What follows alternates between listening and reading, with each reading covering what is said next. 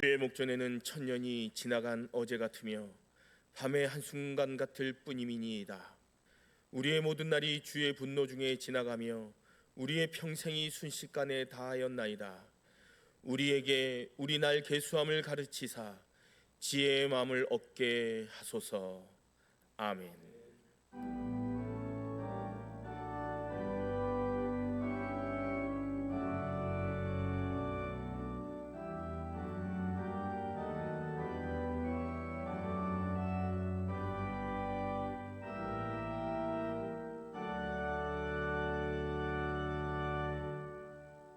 여호수아 4장 19절로부터 24절까지의 말씀입니다. 제가 가진 성경으로 구약 325쪽입니다.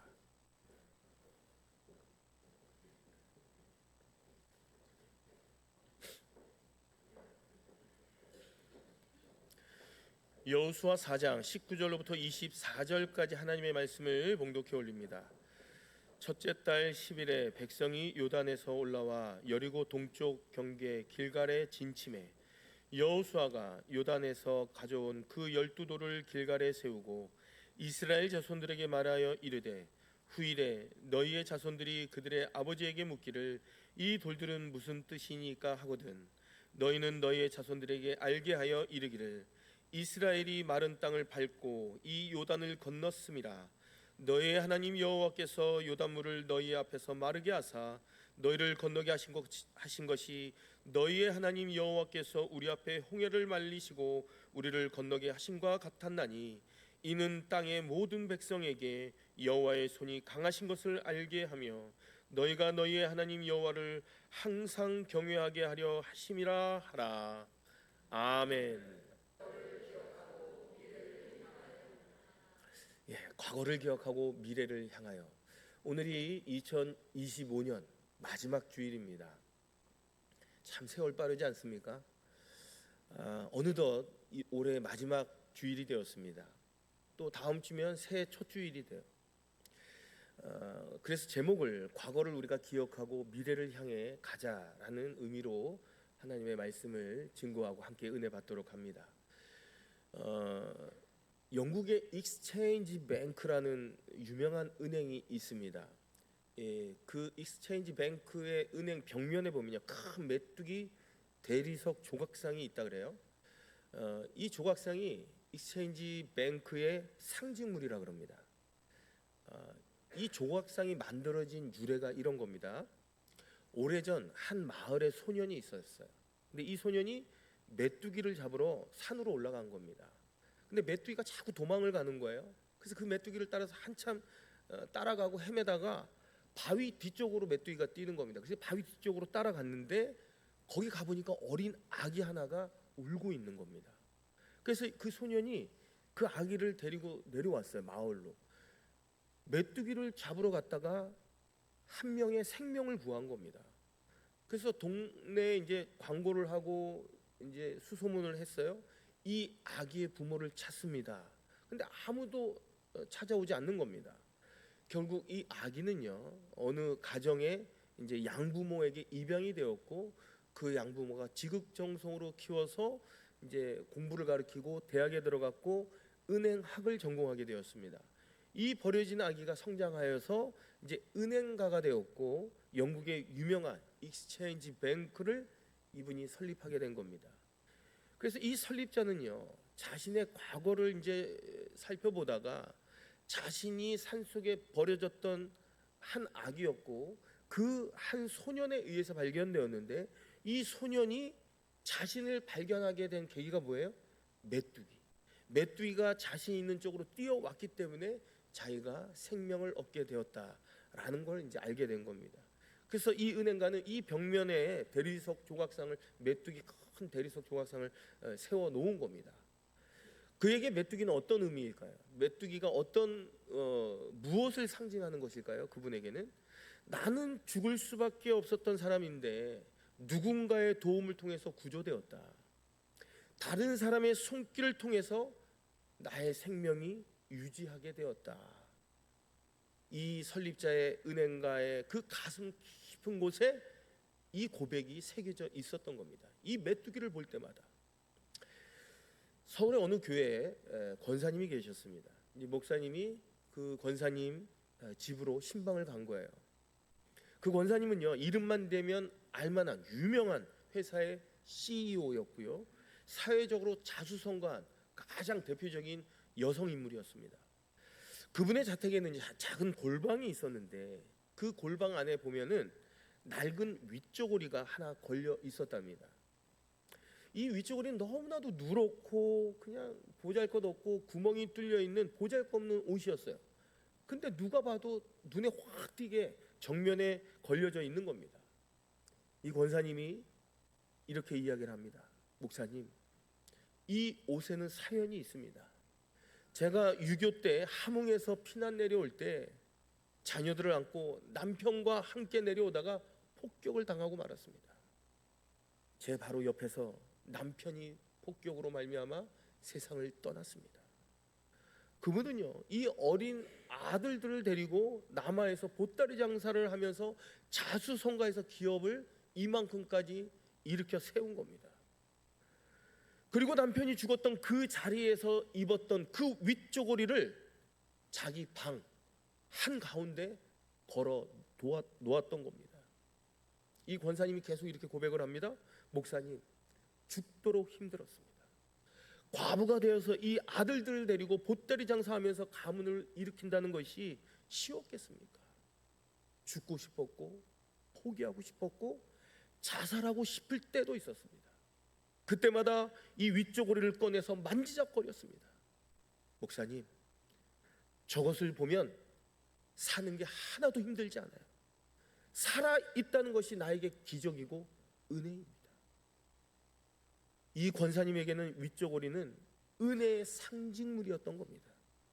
사랑하는 성도 여러분, 우리는 한 해의 마지막을 보내고 있습니다. 지금 여러분의 현재 상황은 어떻습니까? 나는 더할 나위 없이 만족한다 라고 말할 분이 계십니까? 우리 삶을 면밀히 들여다보면, 현재를 보면 만족하고 모든 것이 풍족하다라고 말할 사람은 아마 거의 없을 겁니다. 우리 미래는 어떻습니까? 무엇 하나 보장된 것이 없습니다. 새해도요, 밝아오는 2026년도에도 우리는 치열한 경쟁 속에서 살아남아야 합니다.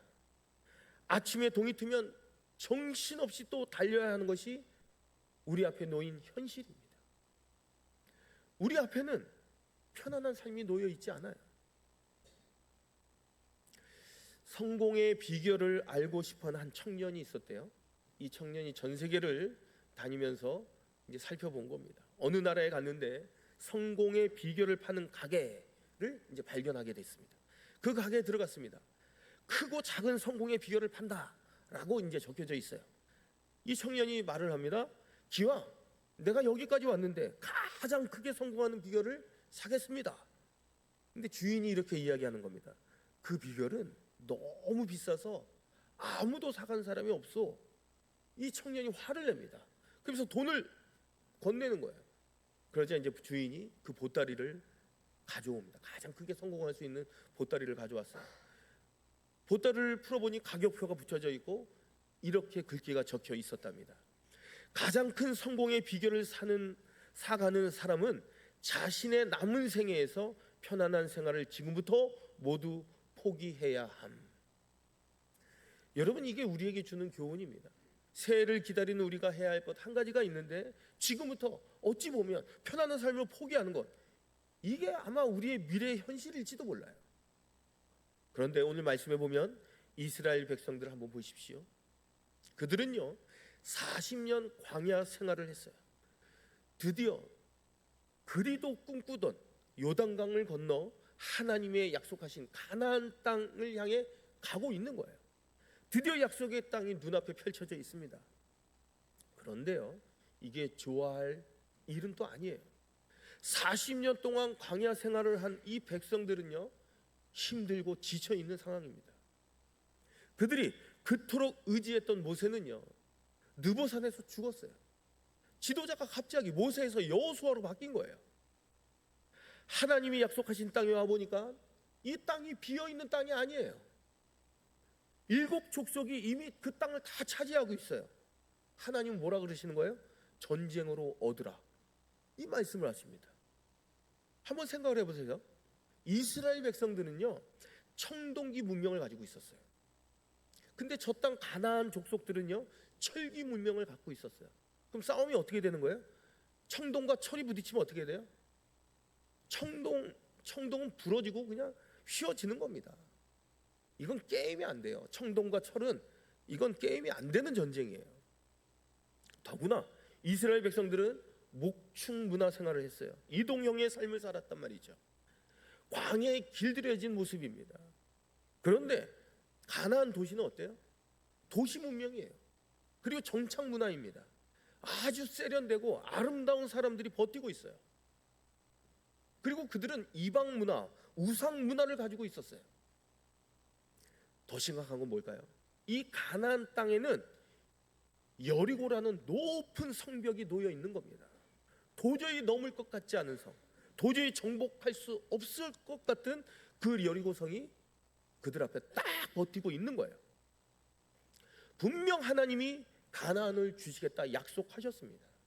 40년 동안 걸어왔어요. 분명히 약속하셨는데 그 땅은 비어있는 땅이 아닌 겁니다. 어떤 마음이었을까요? 너무나도 초라합니다. 저들은 너무나도 화려해요. 우리는 청동기 문명이고 저들은 철기 문명입니다. 앞에는 거대한 성벽이 버티고 있어요. 이스라엘 백성들 어찌하면 좋을까요? 성벽을 넘겠다는 생각을 가질 수 있을까요? 꿈에도 못 꾸는 생각입니다. 아마도 이랬을 거예요. 우리가 너무나도 준비가 안 되어 있다. 우리 너무나도 지쳐 있다.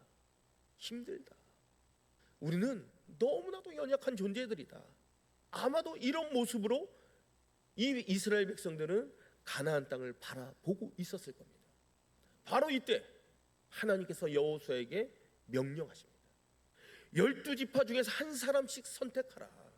그리고 지금 건넌 그 요단강을 돌을 하나씩 취하라. 그 돌을 메고 너희가 진칠 길갈로 가라.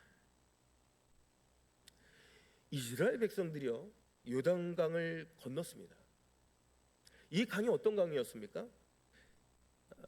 오늘 본문에 보니까 40년 전 홍해를 건널 때 모세 혼자서 기도하고 모세 혼자서 지팡이를 내려쳐서 바다가 갈라졌어요. 그러나 지금 40년이 지난 지금 어떤 현상이 벌어진 거예요? 이스라엘 백성들이 요단강이 갈라질 줄 믿고 들어간 겁니다. 그리고 건넌 거예요. 얼마나 달라졌습니까? 똑같은 물입니다. 똑같은 강물이에요. 똑같이 넘어설 수 없는 장애물이었어요. 그런데 40년이 지난 이제는 갈라질 줄 믿고 물속으로 들어간 겁니다. 법궤를 세우고 제사장들이 먼저 들어갑니다. 이스라엘 백성들이 들어갈 때 요단강이 마르게 되었고 백성들은 거뜬히 요단강을 건너가게 된 겁니다. 그때 하나님이 명령하시는 거예요.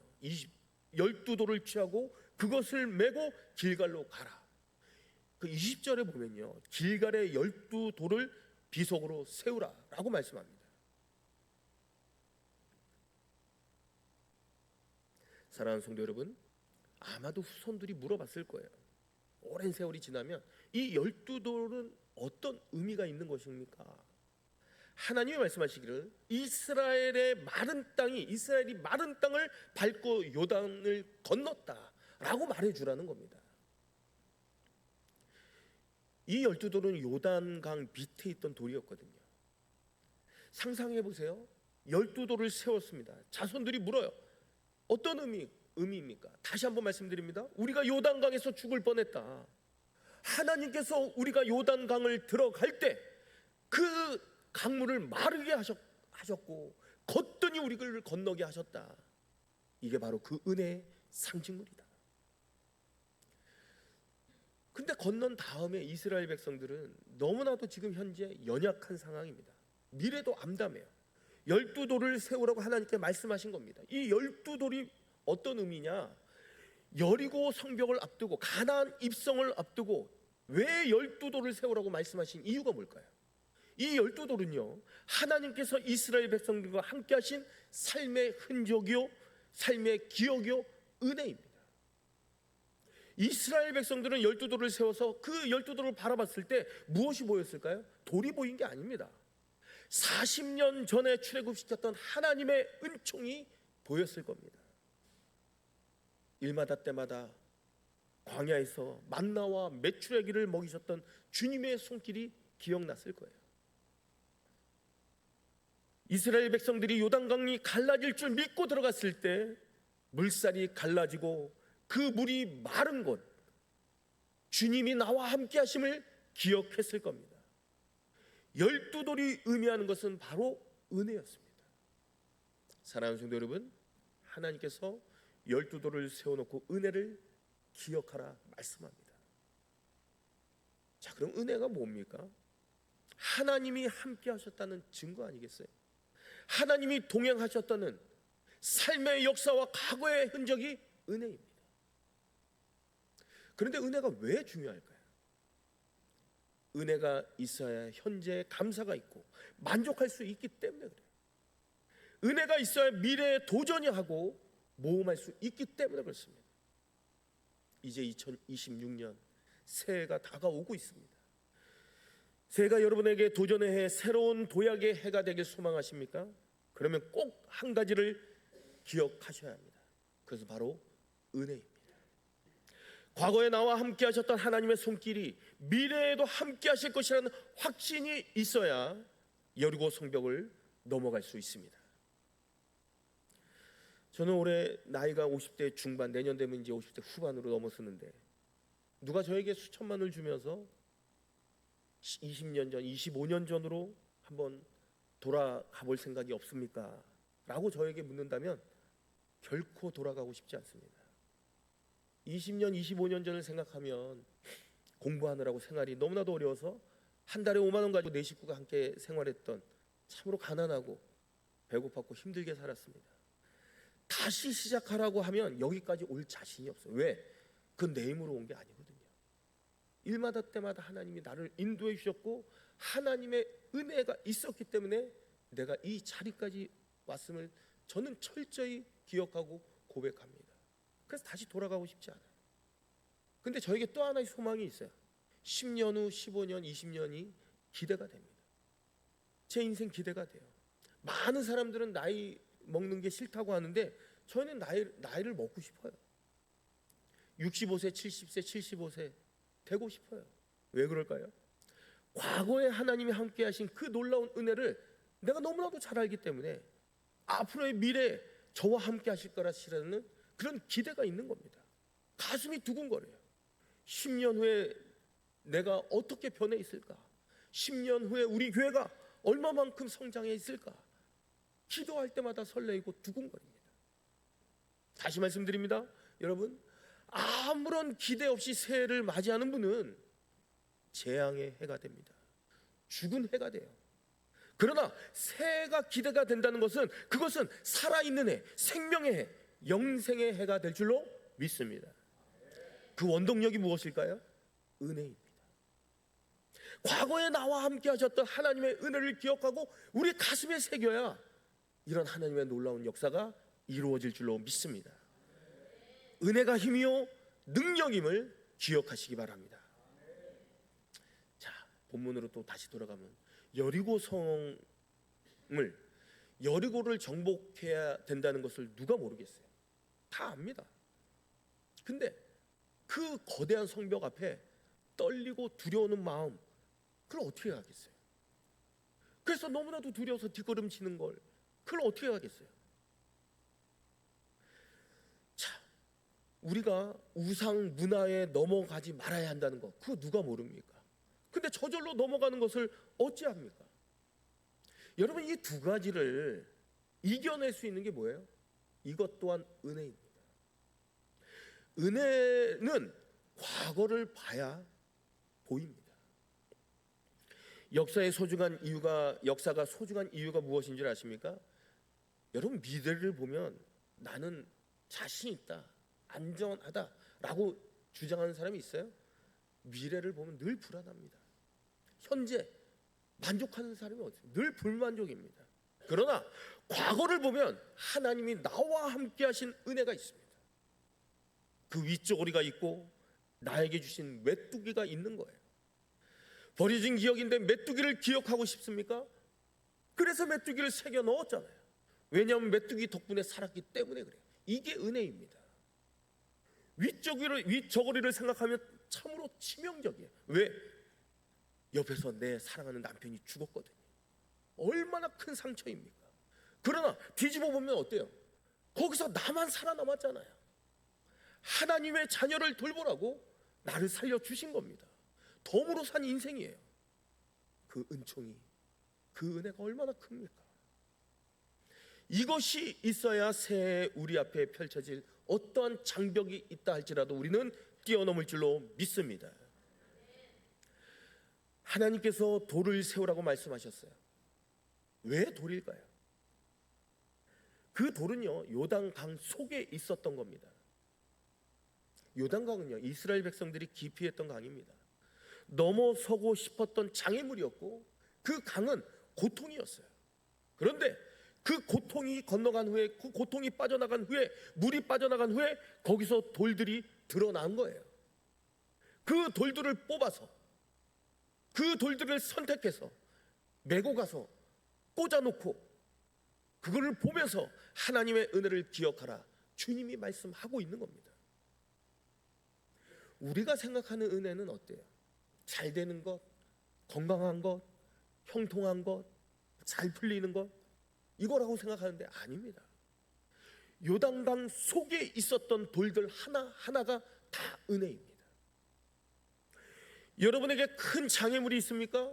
그 안에 주의 은혜가 있는 것입니다. 그토록 고통스럽고 방해했던 장애물들이 있습니까? 그 안에 분명히 하나님의 은혜가 담겨 있습니다. 그것을 뽑아내시라는 거예요. 그것을 선택하시라는 거예요. 어깨에 메시고 거기 세우시고 바라보십시오. 그리고 주의 은혜를 기억하는 겁니다. 이게 오늘 성경의 메시지입니다. 이스라엘 백성들은요, 돌을 메고 가요. 이 메는 과정이 얼마나 힘들었겠어요. 그 엄청난 돌을 메고 길갈까지 가는 거예요. 지치고 힘들었겠죠. 때로는 주저앉았겠죠. 그럼에도 일어서서 하나님의 약속을 붙들고 한 걸음 한 걸음 걸어가는 거예요. 예수 믿는다는 것도 마찬가지 아니겠습니까? 이 자리에 큰 돌을 지고 걸어가시는 분들이 계셔요. 삶이 힘겨워서 사업과 가정과 건강 때문에 큰 짐을 지고 끙끙대며 눈물을 흘리며 하나님의 약속을 붙들고 한 걸음 한 걸음 내딛는 분들이 계실 겁니다. 안심하십시오. 언젠가 그 돌을 길갈로 가서 내려놓을 날이 올 줄로 믿습니다. 내려놓고 그것만 바라보면 이 모든 것이 주님의 은혜입니다. 주님의 은혜가 기억나고 주의 사랑이 기억나고, 그러므로 말미암아 하나님의 놀라운 역사가 우리 인생 가운데 펼쳐질 줄로 믿으시기 바랍니다. 우리의 과거를 한번 생각해 보세요. 얼마나 가난했습니까? 여러분, 요즘에 집에 바나나를 놓으면요, 아무도 안 먹어요.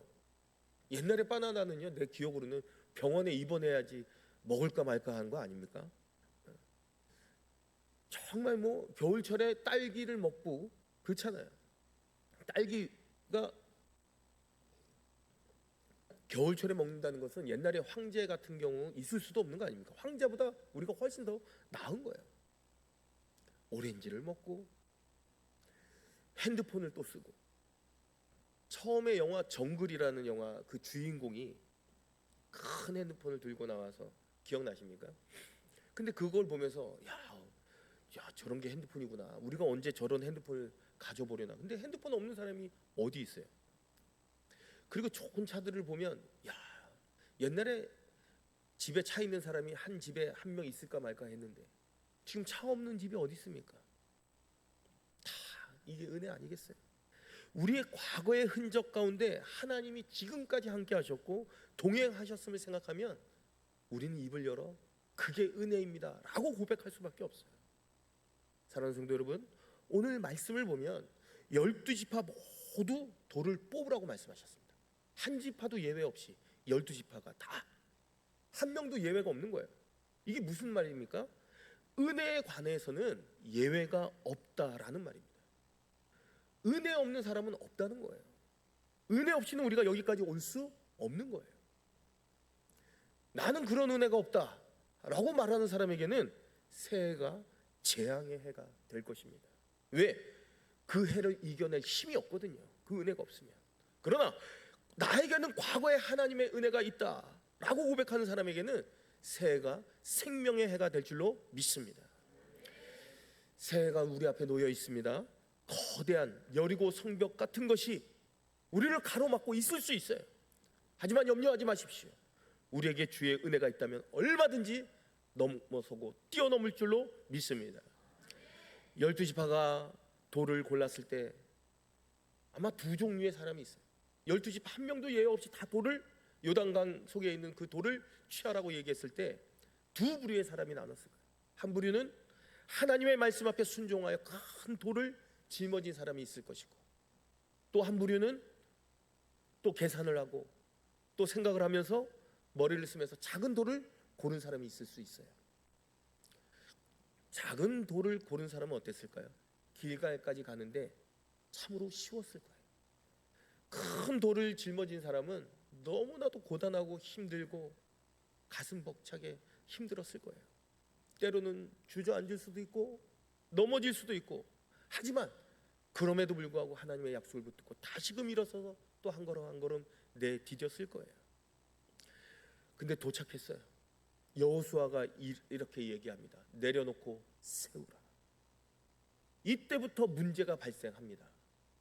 여러분, 이것이 너희가 과거에 하나님으로부터 받은 은혜의 상징물이다, 이 말씀을 하시는 거예요. 그럼 누가 후회했을까요? 작은 돌을 갖고 온 사람이 후회했겠죠. 왜? 한번 생각을 해보십시오. 후손들이 자기 선조들이 세운 돌을 바라보는 겁니다. 우리 가문은 왜 이렇게 돌이 작아? 저 가문은 돌이 저렇게 큰데, 하나님의 은혜의 상징물이라고 하는데 이게 비교가 되는 거예요. 후손들의 교육이 되겠습니까? 사랑하는 성도 여러분, 우리가 살아가면서 교회를 섬기면서 큰 돌을 짊어졌다고 한탄하지 마십시오. 절망하지 마십시오. 예수 믿기 때문에 당하는 그 고난이 있다면 그 큰 짐을 괴롭게 생각하지 마십시오. 언젠가 우리는 그것을 다 내려놓을 날이 올 줄로 믿습니다. 또한 그 은혜를, 그 큰 은혜를 바라보고 하나님께 영광 돌리는 그날이 반드시 올 수 있음을 기억하시기 바랍니다. 큰 고통 안에는 큰 은혜가 있습니다. 큰 장애물 안에 감당 못할 하나님의 은혜가 숨겨져 있음을 기억하시기 바랍니다. 이제 말씀을 마무리합니다. 12돌을 보고 힘을 내십시오. 그 12돌은요, 요단강 속에, 우리의 삶에 그렇게 고통스러웠던 그 사건 속에, 여러분의 장애물 속에 숨겨져 있는 겁니다. 물이 다 빠져나간 후에 돌을 선택하는 거예요. 그 돌을 우리는 짊어지는 겁니다. 그리고 우리는 길갈로 가서 내려놓는 겁니다. 그리고 그 돌을 세우는 거예요. 그리고 여러분의 인생을 지켜줄 은혜의 상징물임을 기억하시는 겁니다. 메뚜기를 잊지 않으려고 돌 조각을 세웠습니다. 윗조거리를 보면서 포기하지 않으려고, 절망하지 않으려고, 자살하지 않으려고 힘들 때마다 꺼내어 보았습니다. 사랑하는 성도 여러분, 올 한 해를 보내면서 여러분에게 12돌이 있으십니까? 여러분이 힘들 때마다 꺼내볼 수 있는 과거의 은혜가 있으십니까? 포기하고 싶을 때마다 생각나는 하나님의 손길이 있으십니까? 그것이 있어야만 합니다. 그것이 있어야지만 새 도전의 해가 될 것입니다. 그것이 있어야지만 새 승리의 해가 될 줄로 믿습니다. 은혜를 꼭 기억하십시다. 그 은혜가 능력이며 힘입니다. 어떠한 여리고 성이 우리 인생에 버틸지라도 은혜가 내 가슴 속에 있다면, 과거에 하나님이 나와 함께 하셨다는 그 믿음의 고백이 있다면, 그 어떠한 어려운 일들도 능히 감당하게 될 줄로 믿습니다. 밝아오는 새해에도 하나님의 은혜를 기억하며 승리의 인생을 건설해가는 성김의 교회 모든 성도들 다 되시길 바랍니다. 이 시간 주신 말씀 부여잡고 기도합시다. 하나님의 은혜를 기억하여 현재에 감사하고 미래의 모든 도전을 담대히 넘어서는 믿음의 해가 될 수 있도록 이 시간 주신 말씀 붙잡고 통성으로 기도합니다. 은혜로우신 아버지 하나님, 고난 속에 숨겨진 은혜를 기억하게 하시고 과거의 은총을 붙들어 새해 모든 여리고성을 담대히 정복하는 믿음의 사람들 다 되게 하여 주옵소서. 거룩하신 예수 그리스도의 이름 받들어 간절히 기도드리옵나이다. 아멘.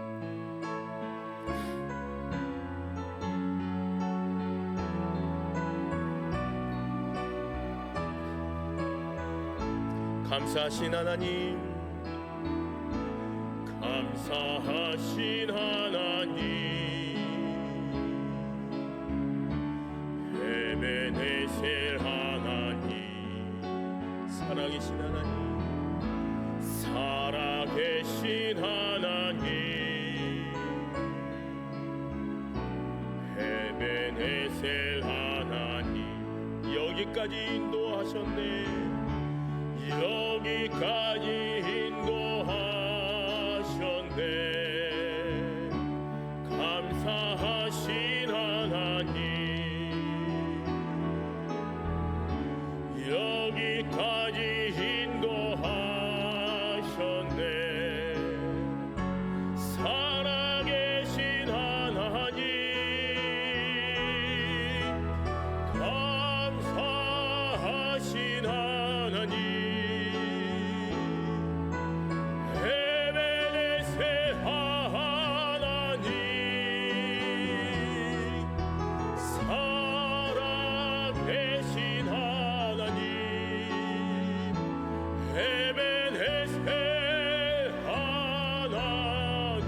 감사하신 하나님, 감사하신 하나님, 에베네셀 하나님, 에베네셀 하나님, 살아계신 하나님, 살아계신 하나님,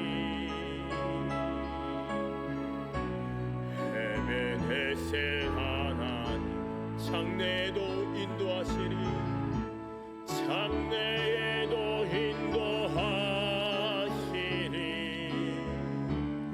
감사하신 하나님, 장래에도 인도하시리. 살아계신 하나님, 감사하신 하나님,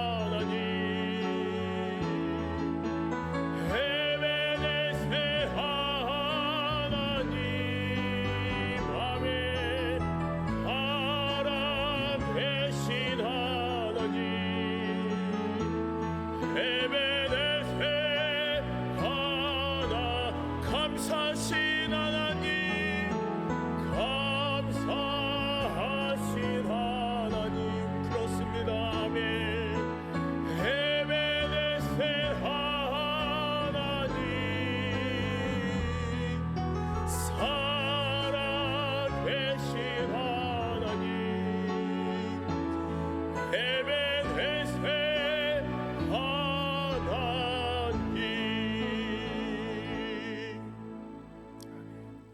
과거의 은혜를 기억하고 그 은혜가 오늘의 힘이요 내일의 승리가 될 수 있음을 기억하며 믿음으로 담대히 나아가십시오. 지금은 우리 주 예수 그리스도의 은혜와 아버지 하나님의 극진하신 사랑과 성령의 감화 감동 충만 교통하심이 그 어떠한 상황 가운데서도 지금까지 일마다 때마다 베풀어 주신 하나님의 은혜를 기억하며 밝아오는 새해에도 하나님과 은혜로 승리의 인생을 살아가고자 다짐하고 결심하는 모든 하나님의 백성들 머리 위에와 저들의 가정과 직장과 사업장과 삶의 터전 위에와 이 나라 이 민족 위에 이제로부터 영원토록 함께 계시기를 간절히 축원하옵나이다. 아멘.